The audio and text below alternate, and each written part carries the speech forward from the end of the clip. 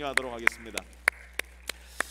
네, 오늘 하나님께서 우리에게 주시는 말씀은 누가복음 2장의 말씀입니다. 누가복음 2장, 그리고 말씀 후반부에는 누가복음 5장 말씀 함께 살펴보면서 예수님의 탄생을 함께 돌아보는 시간 가질 텐데요. 함께 읽을 말씀은 누가복음 2장 15절에서 16절 2절 말씀입니다.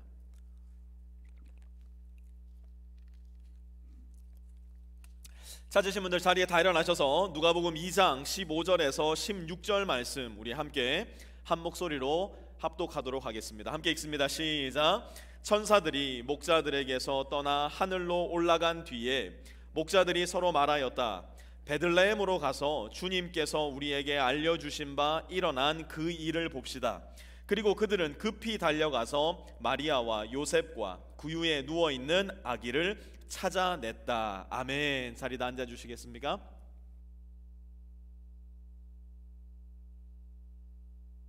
이번 한 주는 TV 어디를 틀어도 또 라디오 채널 어디를 언제 틀어도 캐롤이 흘러나오는 것을 여러분 다들 경험하셨을 겁니다. 또 어디를 가도 심지어 여러분들 집집마다 예쁜 추리 장식, 우리 교회에도 지금 뒤에 이렇게 추리 장식이 있는데 어디를 가도 아름다운 불빛 추리 장식 여러분 즐기지 않으셨는가 생각을 해봅니다. 연중 유일하게 모든 TV와 모든 라디오 채널 거기에서 예수님을 찬양하는 찬송가가 울려 퍼지는 이때 불교 신자도 이슬람 교도도 힌두 신자도 심지어 무신론자들도 자기가 믿는다고 하는 내용과는 전혀 관계없이 기뻐하고 설레어하는 이때, 지금은 어느 때입니까? 예, 크리스마스 시즌이고 오늘은 크리스마스 당일입니다. 여러분 한번 생각해 보세요. 저는요 석가탄신일이 되었다고 해서 기독교인들이 막 기뻐하고 이 절에서 하는 그런 절에서 이렇게 하는 거 있지 않습니까? 그 소리를 계속해서 들으면서 즐거워하고 기뻐하는 거 본 적이 없습니다. 저는 마호메트의 탄생일이 되었다고 힌두교도들이 집집마다 집 앞에다가 집 안에다가 불빛을 달고 기뻐하고 즐거워하는 경우도 단 한 번도 본 적도 경험한 적도 없습니다. 저는 공자의 탄생일이 되었다고 불교 신자들이 집집마다 친구들을 또 아는 지인들을 초대하여서 서로가 서로에게 환대하고 음식을 나누고 아이들에게 선물을 나누어 주는 장면도 본 적이 전혀 없습니다. 그런데 왜 유독 이 크리스마스에만은 종교 불문, 인종 불문, 연령 불문 정말 온 지구의 사람들이 즐거워하고 기뻐하고 있지 않습니까? 도대체 무슨 일이 일어나고 있는 것일까? 저는 거기에 크리스마스의 진심과 크리스마스의 본성이 담겨 있다라고 생각합니다.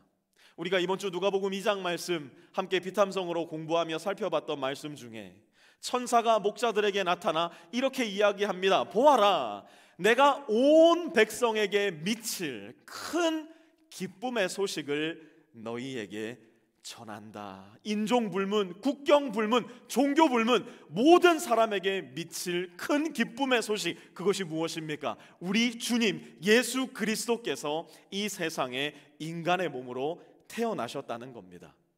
불교 신자도 힌두 신자도 몰몬 교도도 남자도 여자도 노인도 어린이도 과부도 고아도 동성애자도 양성애자도 공화당원도 민주당원도 백인도 흑인도 동양인도 히스패닉도 부자도 가난한 사람도 그 모든 사람들을 사랑하신다는 하나님의 사랑의 메시지, 어쩌면 인간이라면 우리 안에 내재되어 있는 하나님을 더듬어 알 수 있는 센서가 이 크리스마스의 목적과 이유를 자연스럽게 가르쳐주고 있는 것은 아닐까 감히 짐작하고 상상을 해봅니다. 그런데 가만 생각해 보면 사실 정작 크리스마스 원년의 분위기는 우리가 오늘날 즐기는 이런 크리스마스의 분위기와는 매우 달랐던 것 같습니다. 초기 그리스도인들이 크리스마스와 관련된 이야기를 전해 들을 때 대부분의 사람들은 가장 먼저는 의아함을 느낄 수밖에 없었을 거고요. 그리고 나서는 마음 가운데 조금 허망한 마음을 가질 수도 있었으리라 생각을 합니다. 하지만 그 예수 그리스도의 이야기를 들으면 들을수록, 그리고 아기 예수 나심의 의미를 알면 알수록 마음속에 있었던 그 의아함은 경이로움으로, 또한 마음속에 자리한 경이로움은 예수님을 찬양하고 경배하는 마음으로 바뀔 수밖에 없었을 겁니다. 오늘 함께 나누는 말씀의 목표는 오늘 이 자리에서 저와 여러분이 바로 그 마음을, 바로 그 생각을, 바로 그 예배를 재현해 보는 일이에요.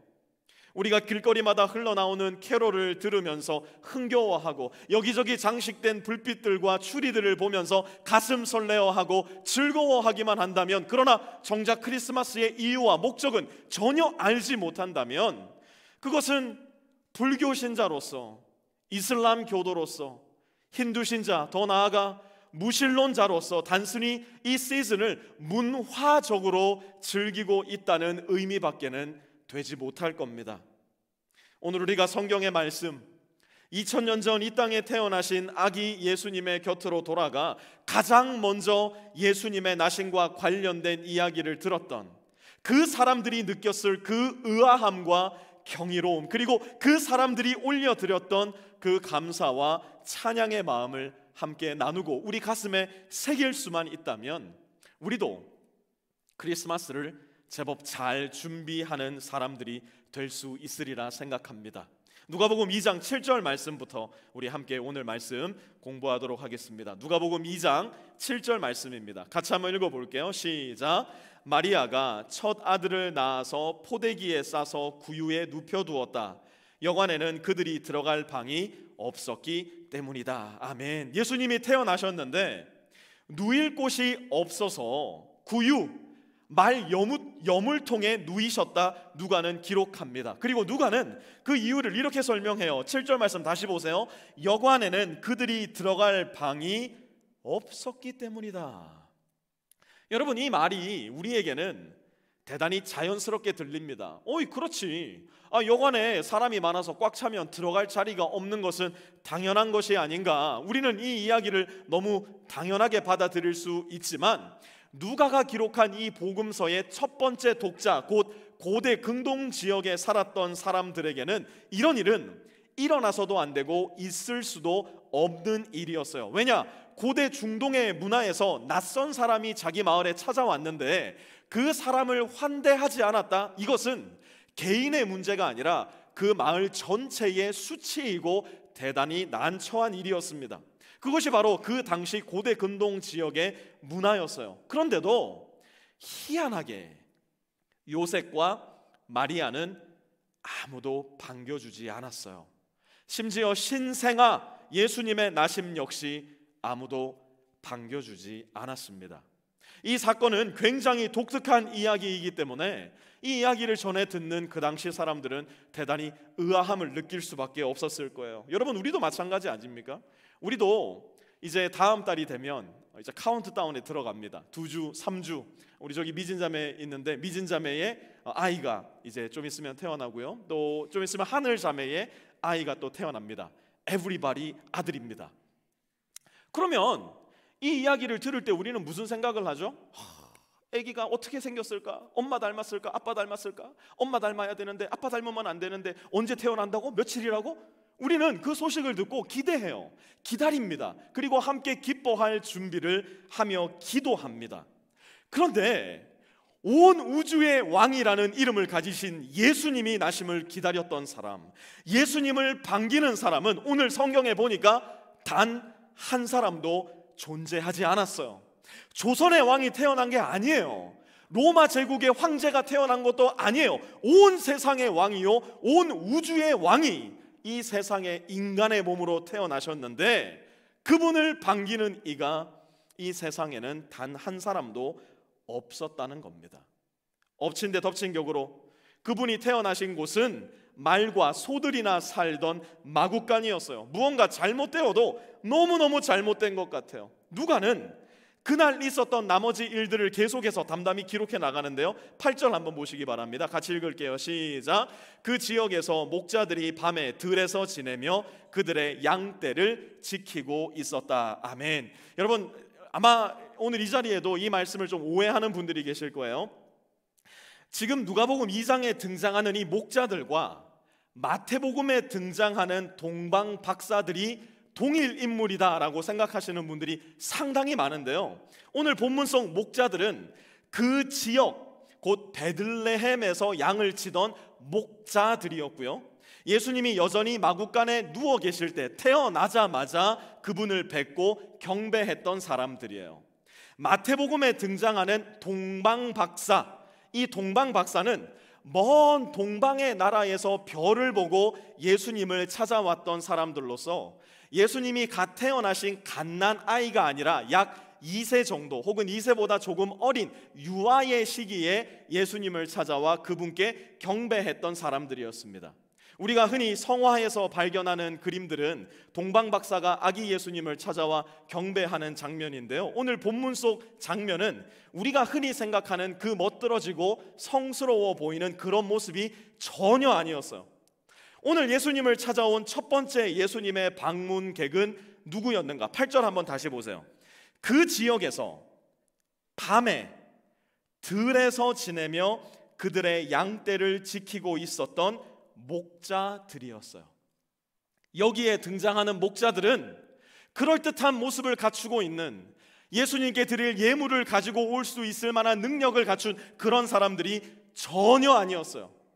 밤에 잠을 자지 못하고 밤이슬을 맞아가며 일해야 했던 사람들, 양의 똥을 뒤집어 쓰고 양의 털을 콧김에 풀풀 날리며 늑대와 곰의 공격으로부터 자기의 몸을 희생하면서까지 양들을 지켜내야 했던 삶의 가장자리에 놓여있는 사람들, 그 당시 사회에서 가장 밑바닥, 천대받고 비난받고 아무 이유도 없이 당신 도둑놈이지 언제든지 고발당해도 아무런 변호를 할 수 없었던 사회적 최약층. 최악은 뭔지 아세요? 몇 날 며칠 씻지 못해서 몸 여기저기를 살짝만 움찔움찔해도 그 좁은 마구간 안에서 안 그래도 냄새 나는데 그들의 몸 냄새, 맡고 싶지 않은 땀 냄새가 가득할 수밖에 없었던 가장 비천한 삶을 살아가던 사람들. 하나님은 하필이면 그런 사람들을 초청하셔서 인간이 되신 예수님을 처음으로 만나게 하신 겁니다. 하나님은 하필이면 늘 무시당하고 멸시받고 비루한 삶을 살아가던 그 사람들을 고르셔서 태어나신 온 우주의 왕 예수님을 첫 번째로 만나고 그 예수님을 증언할 수 있는 첫 번째 증인이 되게 하신 겁니다. 들어갈 방이 없어 마구간에서 나신 예수님, 안 그래도 구린내로 가득할 텐데 그런 예수님을 처음으로 찾아온 더 구린내 나는 인생들. 아니 도대체 무슨 놈의 왕의 나심이 이 모양 이 꼴이란 말입니까? 우리는 워낙 말구유위에 나신 예수님의 이미지가 익숙해서 오히려 그 모습에서 왠지 모를 거룩함을 느낄지는 모르겠지만 예수님의 탄생 기록을 처음으로 대하던 그 당시 사람들의 마음속에는 거룩함은커녕 아니 도대체 온 우주의 왕이 무슨 이런 모습이란 말인가, 의아함, 불만스러움, 의심의 마음이 가득할 수밖에 없었을 거예요. 도대체 왜 예수님의 탄생 기록은 이토록 초라하다 못해 솔직히 이야기해서 창피스럽기까지 한 것일까? 그 이유를 저는 몇 가지로 여러분들과 나누려고 합니다. 첫 번째, 예수님은 신화적 인물이 아니라 역사적 인물이기 때문이에요. 예수님은 저 고대 그리스 로마 신화에 나타나는 제우스나 헤르메스 신처럼 인간이 만들어낸 신이 아니라 과연 이 땅에 오셨고 과연 우리를 위해 죽으시고 부활하신 예수 그리스도이시기 때문에 그래요. 예수님은 하늘에서 뚝 떨어지지도 않으셨고요, 예수님은 박혁거새처럼 알을 까고 나오지도 않으셨고요, 예수님은 땅에서 솟아나지도 않으셨어요. 예수님은 냄새나는 마구간에서 마리아를 통해 아기의 모습으로 이 세상에 오신 것이에요. 그것이 우리가 믿고 알고 있는 예수 그리스도의 진짜 역사인 겁니다. 두 번째로, 예수님에게는 엘리트가 필요 없기 때문이에요. 예수님이 왜 이토록 초라하게 오셨는가? 예수님에게는 엘리트가 필요 없기 때문이에요. 예수님은 로마 왕족을 통해서, 유대 왕족을 통해서 화려한 왕궁에서 여러 사람들의 호의 가운데 태어나실 이유가, 또한 그렇게 살아가실 이유가 조금도 없으셨어요. 누가복음 2장 13절에서 14절 한번 보십시오. 갑자기 그 천사와 더불어 많은 하늘 군대가 나타나서 하나님을 찬양하며 말하였다. 우리 한번 천사들과 함께 이 말씀 읽어봅시다. 시작. 더없이 높은 곳에서는 하나님께 영광이요, 땅에서는 주님께서 좋아하시는 사람들에게 평화로다. 아멘. 화려한 궁궐에서 태어난 왕자는 호위 무사와 정치 관료들의 도움과 보호가 필요할지 모르겠지만 온 우주의 왕이신 우리 주님에게는 그런 도움이 필요하지 않았어요. 이미 많은 하늘 군대가 예수님을 둘러싸고 있었고 그 하늘 군대조차 예수님을 지키거나 보호하려는 목적으로 나타난 것이 아니라 그 예수님을 찬양하고 경배하기 위해서 그 자리에 나타났던 겁니다. 예수님에게는 엘리트가 필요하지 않다는 거예요. 세 번째로 예수님은 누구든 환영하신다는 것을 보여주시기 위해서 그 초라하고 낮은 모습으로 이 세상에 오셨어요. 왕궁에서 태어난 왕자 우리가 만날 수 있을까요? 저 높은 곳에 위치한 고위 관료 우리가 만날 수 있을까요? 그런 사람들을 만나기 위해서는 힘이 필요할 겁니다. 돈이 필요할 거예요. 그러나 예수님을 만나기 위해서 필요한 것은 그런 것들이 전혀 아니었어요.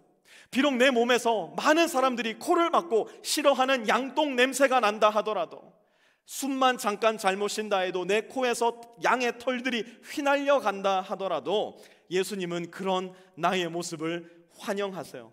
예수님은 그런 나의 모습을 받아주세요. 예수님의 탄생 기사에서 우리가 볼 수 있는 하나님의 성품이 바로 여기에 있는 거예요.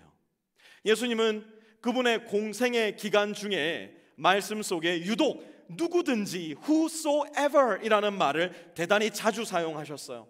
사도 바울 역시 성령의 영감을 받아 말씀을 기록할 때에 예수님의 이 화법을 이어받아서 누구든지라는 말을 자주 사용했어요. 우리 아주 그 주일학교를 우등한 실력으로 졸업하신 성도님들은 요한복음 3장 16절 정도는 다들 암송하고 있을 거예요. 요한복음 3장 16절은 이렇게 시작합니다. 하나님이 세상을 이처럼 사랑하사 독생자를 주셨으니, 그 다음 나오는 말이 뭡니까? 누구든지 whosoever, 예수 믿으면 멸망하지 않고 영생을 얻게 하려 하신다는 겁니다. 차별이 없다는 거예요. 누구든지 환영해 주신다는 이야기입니다. 여러분, 벌써 우리 교회 암송 구절 60개를 또 다 마치고 이제 우리 교회 역사상 5번째 암송 구절의 턴으로 돌아갑니다. 다음 주 1월 1일이 정확히 첫 번째 암송 구절이에요. 이거 뭐 짠 것도 아닌데 딱 그렇게 됐습니다. 그러니까 내년에는 암송 구절 한번 잘 암송해 보셔요. 그런데 첫 번째 암송 구절도 보니까 이렇게 기록되어 있어요. 그런즉 누구든지 그리스도 안에 있으면 새로운 피조물이라는 겁니다. 누구에게 해당되는 이야기라고요? 누구든지. 예수님은 누구든지 환영하신다는 것을 그분의 마국간에서 태어나심을 통해 저와 여러분에게 명쾌하게 보여주고 계신 거예요. 네 번째로 예수님은 바로 그러한 사람들, 곧 약자와 죄인들을 위해서 오셨음을 보여주고자 마국간에서 태어나신 거예요. 그러한 사람들은 누굽니까? 갈 곳이 없는 사람들, 막다른 길에 다다는 사람들, 삶에 아무런 희망도 남아있지 않은 사람들, 사회에서 무시받고 멸시받고 외로움 속에 있는 사람들, 그 누구도 나에게 관심 가져주지 않는 것 같은 외롭고 쓸쓸하고 절망적인 마음을 가지고 사는 사람들, 무엇보다 가장 중요하게는 내 안에 너무나 명백한 이 죄를 스스로 해결하지 못하여 가슴을 치며 주여 어찌할꼬 탄식하는 사람들. 오늘 본문은 바로 그러한 사람들을 위해 예수께서 오셨음을 보여주고 있는 거예요. 예수님이 이 세상에 오셨을 당시 그야말로 가장 갈데없고 가장 초라한 사람의 대표적인 세 종류가 있었으니 그들이 누구냐? 첫 번째는 나병 환자였고요, 두 번째는 창녀들이었고요, 세 번째는 세리들이었습니다. 하나님으로부터 절대로 용서받을 수 없다라는 오명을 안고 살아갔던 사람들. 이 중에서도 유대인들에게 가장 미움을 받았던 사람은 단연 세리들이었습니다.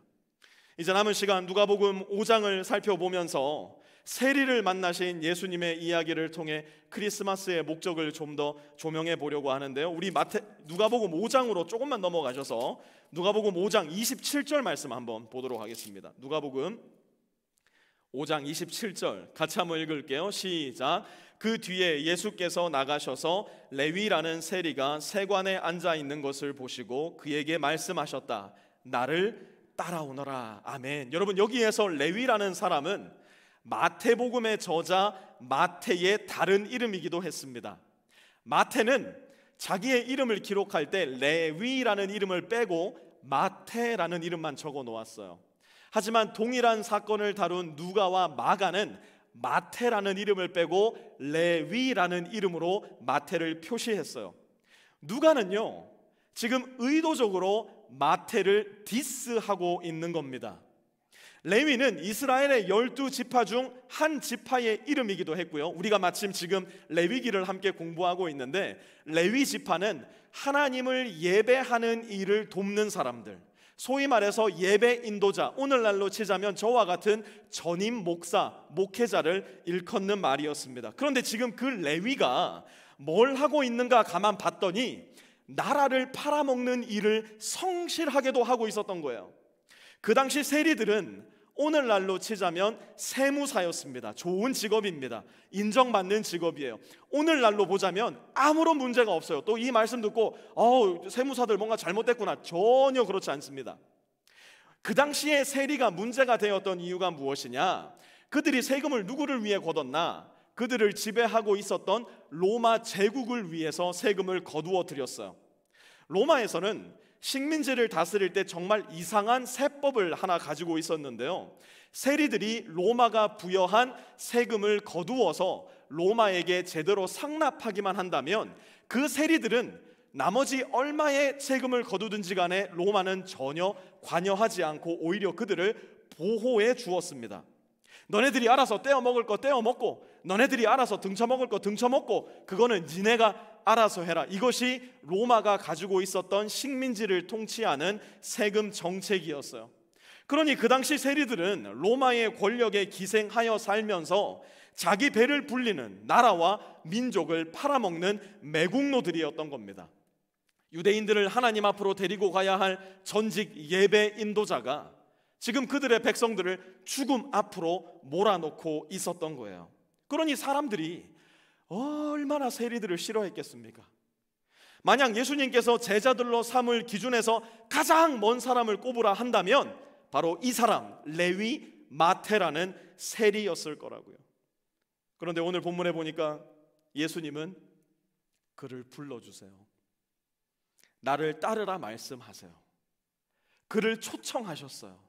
더 나아가 모든 사람들이 손가락질하고 비난하고 버려버렸던 그 사람을 환영하고 환대해 주셨어요. 뿐만 아니라 바로 그 사람과 함께 식탁을 나누셨는데요. 여러분, 그 당시에 함께 먹는다는 의미는 나와 당신의 사회적 신분이 exactly same입니다. 똑같습니다. 유대인들에게 더 중요한 것, 당신과 내가 영적으로 동등한 위치에 있습니다 라는 것을 보여주는 의미였어요. 지금 이 자리에 있었던 사람들 중 세리들과 예수님을 제외하면 모든 사람들이 불편하다 못해 수치스러운 상황이었어요. 그러니 그 당시 종교 엘리트 바리새파 사람들이 이렇게 항변합니다. 30절 보세요. 바리새파 사람들과 그들의 율법학자들이 예수의 제자들에게 불평하면서 말하였다. 어찌하여 당신들은 세리들과 죄인들과 어울려서 먹고 마시는 거요? 예수님은 그들의 항변을 듣고 이렇게 답변을 하십니다. 31절과 32절 우리 한번 같이 읽어보겠습니다. 시작. 예수께서 그들에게 대답하셨다. 건강한 사람에게는 의사가 필요하지 않으나 병든 사람에게는 필요하다. 나는 의인을 부르러 온 것이 아니라 죄인을 불러서 회개시키러 왔다. 아멘. 사랑하는 빛의 성도 여러분, 예수님은 처음부터 아프고 연약하고 소외되고 미움받는 사람들을 구하시기 위해 이 세상에 오셨어요. 처음 예수님을 찾아온 사람들도 모두 연약하고 소외되고 버림받고 삶의 풍파를 만나 내 삶이 조각조각 파괴된 사람들이었어요. 지금도 마찬가지예요. 지금도 오늘 이 자리에서도 예수님을 뵐 수 있는 사람들은 강하고 기세등등하고 자신만만하며 자기 자신을 의롭다 여기는 사람들이 아니라 아프고 병들고 소외되고 허무하고 외롭고 더 나아가 주님, 내가 죄인입니다. 주님, 내가 도저히 해결할 수 없는 내 삶의 죄와 아픔 가운데 제가 오늘 이 크리스마스를 맞이합니다. 두 손으로 가슴을 치며 하나님을 우러러보고 차마 기도 한 조각도 올려드릴 수 없는 바로 그러한 사람들을 위해서 예수님은 이 세상에 2000년 전 오신 것입니다. 그것이 바로 처음 크리스마스에서부터 오늘날 크리스마스에 이르기까지 계속되고 있는 하나님의 성실한 일하심이고 하나님의 변치 않으시는 저와 여러분을 향한 마음이세요. 그러므로 우리는 왜 예수님이 이 모양 이 꼴로 태어나셨나 하는 의아한 마음에서 우리 자신의 가장 진실된 모습, 곧 겉모습은 그럴듯해 보일지 모르겠으나 저와 여러분의 오늘 겉모습은 아무런 문제가 없는 사람들일지 모르겠으나 나만이 알고 있는 나의 진짜 모습, 힘들고 눈물 나고 모든 것을 다 포기하고 싶고 그 누구에게도 아무런 도움을 받을 수 없을 것 같은 그런 허무와 쓸쓸함에 사로잡혀 있는 저의 마음을 주님께 정직하게 말씀해 드릴 수 있어야 돼요. 그것이 이 기쁜 성탄에 주님을 만날 수 있는 유일한 길이요, 그것이 주님께서 마구간에 태어나심으로 인하여 우리에게 보여주신 주님께로 가는 길이기 때문이에요. 예수님이 태어나셨습니다. 예수님이 이 땅에 오셨습니다. 이것은 예수님을 믿으십시오, 예수님을 경배하십시오 라고 말하는 설득이나 요청이 아니에요. 이것은 선포된 소식이요, 전해진 역사적 사건입니다. 그래서 우리는 예수님이 이 땅에 오셨다는 이 소식을 일컬어서 좋은 설득입니다, 좋은 요청입니다 이렇게 이야기하지 않아요. 그럼 무엇이라고 이야기합니까? 좋은 소식, good news라고 선언합니다. 옆집에서 아기 한 명이 태어나도 우리는 결정을 내려야 합니다. 무슨 결정을 내려야 됩니까? 그 옆집에 찾아가서 어떤 축하의 인사를 건네야 될까? 옆집에 파란 리본을 걸어둘까? 핑크색 리본을 걸어둘까? 이제 아이를 낳고 돌아오는 그 집을 위해서 미역국을 끓여서 가보는 건 어떨까? 뉴스는 저와 여러분에게 늘 액션을 요구합니다. 왕이 나셨다, 예수님이 태어나셨다, 온 세상의 구주이신 예수가 이 세상에 오셨다, 이 좋은 소식 역시 저와 여러분에게 액션을 요구하며 응답을 요구합니다.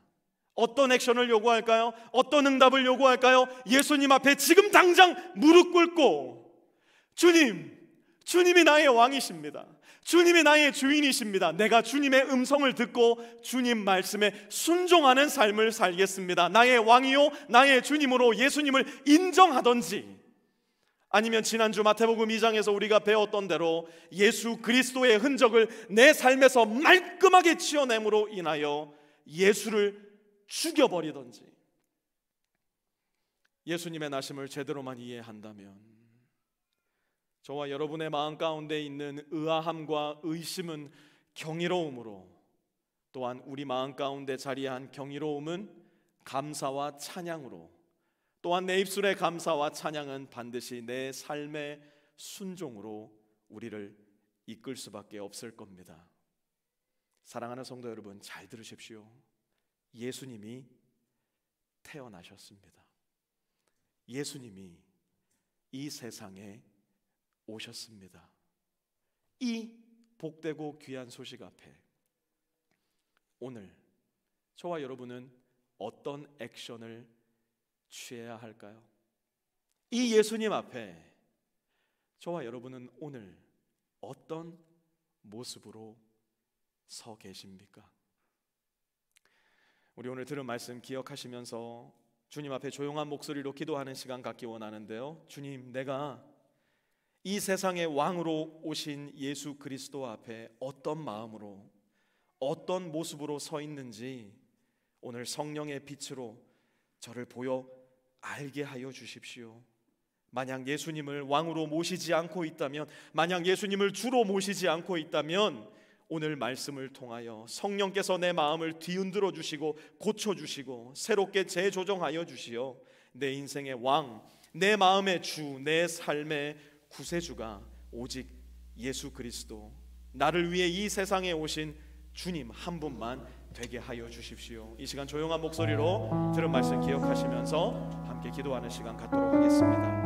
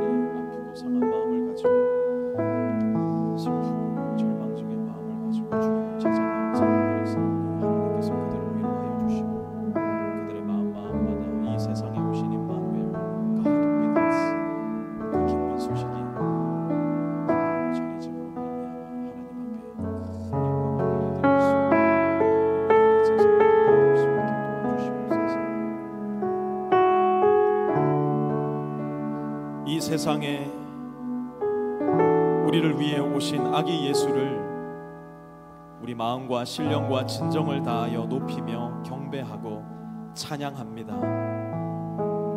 오늘 다시 한번 이 크리스마스를 맞이하여서 내 마음의 진정한 기쁨, 오늘을 이토록 설레어하는 이유와 목적, 그것은 그저 우리들끼리 이 문화를 즐기고 이 분위기를 즐거워하고 선물을 주고받음에 있는 것이 아니라 온 인류를 위해 이 세상에 오신 가장 궁극적인 인류의 선물, 그 예수 그리스도를 제대로 알고 그 예수 그리스도께 합당한 예배를 올려드리는 일임을 다시 한번 배우고 깨닫게 되었으니 주님, 우리 빛의 모든 성도들 가슴마다 이 예수님을 기억할 수 있는, 이 예수님을 경배할 수 있는 오늘 크리스마스가 될 수 있도록 도와주시고, 무엇보다 처음부터 지금까지 주님을 찾아 헤매는 아프고 외롭고 쓸쓸한 사람들을 위하여 그들에게 손을 내밀어 주신 예수 그리스도께서 오늘 이 자리에도 아프고 쓸쓸하고 인생의 온갖 매를 얻어마다 더 이상 일어날 힘이 없는 한 사람 한 사람들에게 친히 찾아와 주셔서 크리스마스의 기쁨이 나의 주, 나의 구주, 나의 왕을 만나는 기쁨으로 새롭게 창조되는 우리 모든 성도들의 마음과 삶 될 수 있도록 주님 은혜 베풀어 주시옵소서. 예수 그리스도의 거룩하신 이름으로 간절히 기도드렸사옵나이다. 아멘. 우리 들은 말씀 기억하시면서 이 찬양 함께 올려드렸으면 좋겠는데요. 거룩한 밤하늘의 큰 별이 양떼를 지키던 목자들에게 큰 기쁨의 소식으로 전해졌습니다. 우리 이 찬양 함께 주님 앞에 올려드립니다.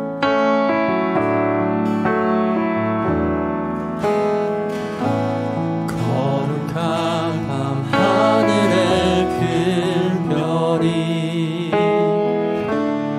양떼를 지키던 목자들에게 큰 기쁨의 소식을 전했네. 온 세상